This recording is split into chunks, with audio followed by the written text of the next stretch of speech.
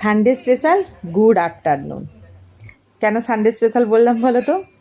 কারণ বাড়ির কর্তাগুলো বাড়ি থাকে, ছেলেমেয়েরা বাড়ি থাকে, আর স্পেশাল স্পেশাল খাবার বানানো হয়, তাই জন্য হচ্ছে সানডে স্পেশাল গুড আফটারনুন। আর এই দেখো, আমিও আজকে স্পেশাল স্পেশাল পোলাও বানিয়ে নিয়েছি। তো পোলাওটা একদম পারফেক্ট ছিল।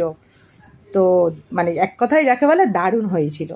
আমার তো বেশ ভালোই লাগলো, বা আমাদের ভালোই লেগেছে। যাই হোক, এইরকমই তো বানাই, বেশ ঝরঝরে মতো কাজু কিশমিশ আরে দিয়ে বেশ দারুণ সেন্টও হয়েছিল। আমার তো ভালোই লেগেছে। আর তার সাথে বানিয়েছি বেশ কষা কষা। আর সানডে মানে কী বলো তো, একটু দেরি হয় খাওয়া দাওয়া, কারণ আমাদের তো দেরিই হয়। আর অন্য দিনে মানে 1টা 1:30টার মধ্যে ডাল ভাত খেয়ে দিয়ে এতক্ষণ ঘুমিয়ে পড়ি। আর সানডে মানে 2:30 3টে বাজেই।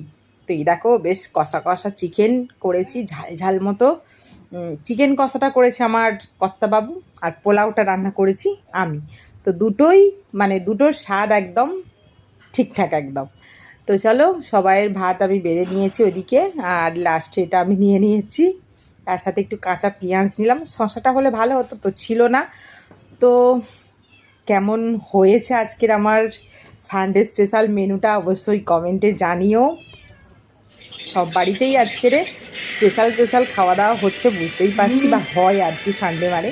তো আমি ওখানে বলছিলাম দারুণ হয়েছে, দারুণ। আমার মেয়েটাকে একবার দেখায়, আমার মেয়েরা এই যে বলছে দারুণ, মানে ওর চিকেনটা দারুণ হয়েছে, কিন্তু বলছে আমি এই ভাত খাই না, আমার এই ভাত ভালো লাগে না। তো আমি বলছি তুমি তো কালারিং ভাত খাও।